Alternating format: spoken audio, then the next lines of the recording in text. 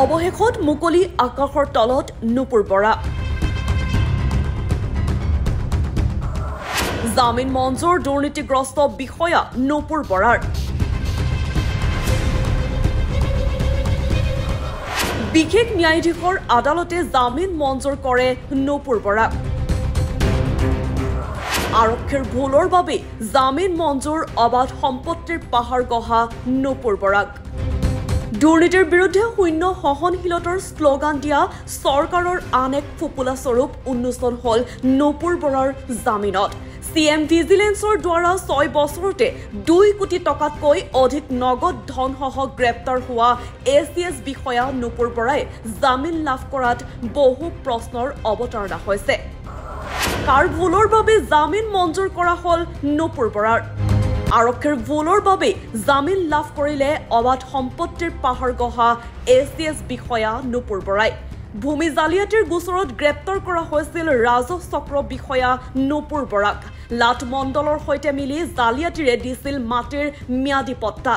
লগতে নুপুৰ বৰাৰ বিৰুদ্ধে আছে আই বহিভূত সম্পত্তিৰ আহৰণৰো অভিযোগ ৰাজহ চক্ৰ বিষয়াগৰাকীৰ কেইবাটাও ঘৰৰ পৰা উদ্ধাৰ কৰা হৈছিল কোটি কোটি টকা অৱশেষত মঙলবাৰে বিশেষ ন্যায়াধীশৰ আদালতে জামিন মঞ্জুৰ কৰে ৰাজহ চক্ৰ বিষয়া নুপুৰ বৰাক 58টা দিনৰ পিছতে জামিন মঞ্জুৰ কৰা হয় নুপুৰ বৰাক গ্ৰেপ্তাৰৰ সময়ত আৰক্ষীয়ে কৰা ভুলৰ বাবে জামিন মঞ্জুৰ কৰা হল নুপুৰ বৰাক গুৱাহাটীৰ উচ্চ ন্যায়ালয়ৰ জ্যেষ্ঠ অধিবক্তা বিজন মহাজনে জনোৱা মতে নুপুৰ বৰাক গ্ৰেপ্তাৰৰ সময়ত আৰক্ষীয়ে উলংঘা কৰিছিল ভাৰতীয় নাগৰিক সুৰক্ষা সংহিতা ফাৰ্ষ্ট ক্লাছ ন্যায়িক দণ্ডাধীশৰ অনুমতি নোলোৱাকৈ নিশা 8 বজাত গ্ৰেপ্তাৰ কৰা হৈছিল নুপুৰ বৰাক ৰাতিৰ সময়ত এগৰাকী মহিলাক যেতিয়া গ্ৰেপ্তাৰ কৰে তেতিয়া BNSSত লিপিবদ্ধ আকাৰত আছে কিদৰে গ্ৰেপ্তাৰ কৰিব পৰা যায় সেই গ্ৰেপ্তাৰ কৰিবলৈ হলে নিশ্চিতভাৱে জুৰিছডিকশ্যনেল ফাৰ্ষ্ট ক্লাছ জুডিচিয়েল মেজিষ্ট্ৰেটৰ অনুমতি অবিহনে গ্ৰেপ্তাৰ কৰাটো কাম্য নহয় আৰক্ষীৰ ভুলৰ বাবে আজি সেইটো কোৱাটো মই সমীচীন নহ'ব ধন্যবাদ আৰু ইতিমধ্যে তেখেতে বহুদিন গ্ৰেপ্তাৰ কৰিছিলে 15/9/2025 আজি প্ৰায় 56 দিন হৈছে আৰু সেইটো এটা কাৰণ যে তেখেতক জামিনত মুকলি কৰি দিয়া তেখেতৰ পৰা টকা যিখিনি ৰিকভাৰী হৈছিলে আপুনি যিটো সুধিলে সেই টকাৰ এমাউণ্টটো আপোনাৰ 1,47,00,000 টকা আৰু যিখিনি according to investigating agency disproportionate to her known source of income vigilance PS case number 25/25 এই গোচৰটোত accused নুপুৰ বৰাক গ্ৰেপ্তাৰ কৰা হৈছিলে আৰু তেওঁক যি সময়ত গ্ৰেপ্তাৰ কৰিছিলে সেইটো ৰাতিৰ সময় আছিলে যি এৰেষ্ট মেমো সেকশন 47 BNSS আৰু সেকশন 48 BNSSৰ যি প্ৰতিলিপি এই গোচৰৰ নথিত আছে তাত তেখেতৰ এৰেষ্ট কৰাৰ সময়টো আৰক্ষীয়ে লিপিবদ্ধ আকাৰত প্ৰকাশ কৰিছিলে যে ৰাতি 8 বজাত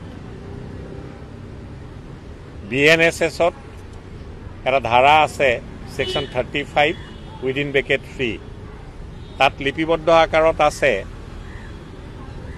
যে ৰাতিৰ সময়ত কোনো মহিলাক যদি গ্ৰেপ্তাৰ কৰিবলগীয়া হয় তেনেহলে জুৰিছডিকশ্যনেল ফাৰ্ষ্ট ক্লাছ মেজিষ্ট্ৰেটৰ পৰা অনুমতি অবিহনে যদি গ্ৰেপ্তাৰ প্ৰক্ৰিয়া চলোৱা হয় কি article 21 of the constitution of India violate কৰে এই যুক্তিখিনিও প্ৰদৰ্শন কৰা হৈছিল স্পেচিয়েল জজৰ আদালতৰ মজিয়াত যোৱাকালি যেতিয়া শুনানি হৈছিলে জামিনৰ আবেদনৰ আৰু আজি মহামান্য আদালতে জামিনৰ ৰায়দানটো প্ৰকাশ কৰিছে তাত নুপুৰ বৰাক 1 লাখ টকাকৈ দুজন জামিনদাৰৰ ভিত্তিত জামিনত মুকলি কৰি দিছে তাৰে এজন চৰকাৰী চাকৰিয়াল হ'ব লাগিব আৰু লগতে কিছুমান কণ্ডিশ্যন দিছে যে তেওঁ স্পেচিয়েল জাজৰ আদালতৰ যি পৰিসীমা তাৰ বাহিৰলৈ গ'লে আদালতৰ অনুমতিও ল'ব লাগিব উইটনেছক টেম্পাৰ বা হেম্পাৰ কৰিব নোৱাৰিব ইত্যাদি ইত্যাদি জামিননামা গ্ৰাহ্য হ'লে তেখেত মুকলি আকাশৰ তললৈ ওলাই আহিব আজি অৱশ্যে মই যিখিনি আপোনালোকক অৱগত কৰিলোঁ সেইটো ৰেকৰ্ডত যি লিপিবদ্ধ আকাৰত আছে তাক চাই আপোনালোকক অৱগত কৰা হ'ল কিয়নো আজি এই জামিনৰ আবেদনৰ যি চাৰ্টিফাইড কপি তাক ল'ব পৰা এইবাবেই নাযাব যে অধিবক্তা সমাজে আজি কোৰ্ট শিফটিঙৰ বিষয়বস্তুক লৈ আজি আদালত বয়কট কৰিছে নিশ্চিতভাৱে 35(3) ছেকশ্যন আপোনাৰ প্ৰধান কথাটো হৈছে ৰাতিৰ সময়ত এগৰাকী মহিলাক যেতিয়া গ্ৰেপ্তাৰ কৰে তেতিয়া BNSSত লিপিবদ্ধ আকাৰত আছে কিদৰে গ্ৰেপ্তাৰ কৰিব পৰা যায় সেই গ্ৰেপ্তাৰ কৰিবলৈ হ'লে নিশ্চিতভাৱে জুৰিছডিকশ্যনেল ফাৰ্ষ্ট ক্লাছ জুডিচিয়েল মেজিষ্ট্ৰেটৰ অনুমতি অবিহনে গ্ৰেপ্তাৰ কৰাটো কাম্য নহয় আৰু সেইটো যদি কৰে বিভিন্ন সুপ্ৰিম কোৰ্টৰ নীতি নিৰ্দেশনা আমি যোৱাকালি শুনানিৰ সময়ত আদালতৰ মজিয়াত দাখিল কৰিছিলোঁ যে তেনেহ'লে এনে গ্ৰেপ্তাৰে আৰ্টিকেল 21ক ভায়োলেট কৰে আৰ্টিকেল 21ত লিপিবদ্ধ আকাৰত আছে যে no person shall be deprive of his life and liberty no person shall be deprive of his life or personal liberty except according to procedure establish by law সেয়েহে আৰক্ষীয়ে যেতিয়া নুপুৰ বৰাক গ্ৰেপ্তাৰ কৰিছিল ফাৰ্ষ্ট ক্লাছ জুৰিছডিকশ্যনেল জুডিচিয়েল মেজিষ্ট্ৰেটৰ অনুমতি লোৱা নাছিলে আৰু তাৰ পৰিপ্ৰেক্ষিততে আৰ্টিকেল 21ও ভায়োলেট কৰিছে সেই যিখিনি আমি আদালতত যুক্তি দৰ্শন কৰিছিলোঁ যুক্তি দৰ্শাইছিলোঁ সেইখিনিও আদালতে হুকুমত লিপিবদ্ধ আকাৰত লিখিছে আৰু যিহেতু তদন্ত প্ৰায় অন্তিম ষ্টেজত আহি পাইছে আৰু তাৰ পৰিপ্ৰেক্ষিতত তেখেতক জামিনত মুকলি কৰি দিছে কি কণ্ডিশ্যনত দিছে সেইখিনি আপোনালোকক ইতিমধ্যে মই অৱগত ACS বিষয়া নুপুৰ বৰাৰ জামিন লাভ কৰাৰ পাছতে আজি আদালতত অভিযোগনামা দাখিল CM ভিজিলেন্সৰ নুপুৰ বৰাৰ জামিন নাকচৰ বাবে গুৱাহাটী উচ্চ ন্যায়ালয়ত আবেদন নিউজ ডেস্ক ৰিপৰ্ট ভইচ 365